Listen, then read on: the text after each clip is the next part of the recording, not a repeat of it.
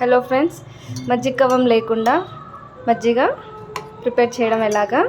So ఇట్లా డైరెక్ట్గా ముందు పెరుగు తీసుకున్నాక వాటర్ పోస్తే అది ప్రాపర్గా కలవదు కదండి, అలాగే గడ్డలు గడ్డలుగా ఉంటుంది కదా.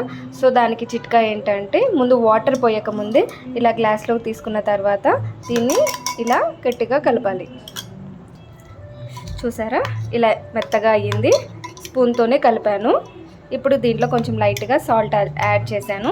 సో ఇలా మెత్తగా అయిన తర్వాత వాటర్ యాడ్ చేస్తే మనకు ఉండలు అనేది కనిపించవు. సో ఒకరికి సింగిల్గా చేసుకోవాలనుకుంటున్నప్పుడు ఇలా ఈజీగా చేసుకుంటే సరిపోతుంది. అందరికీ అంటే మనం పెద్ద గిన్నెలో తీసుకొని అందులో మజ్జిగ కవ్వంతో చేసుకోవచ్చు.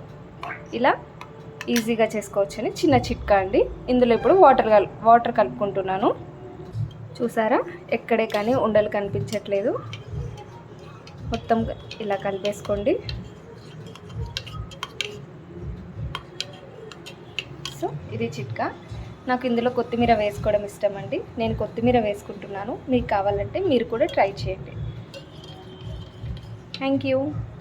మీరు కూడా ట్రై చేసి కమెంట్ బాక్స్లో కమెంట్ చేయండి. Thank you friends.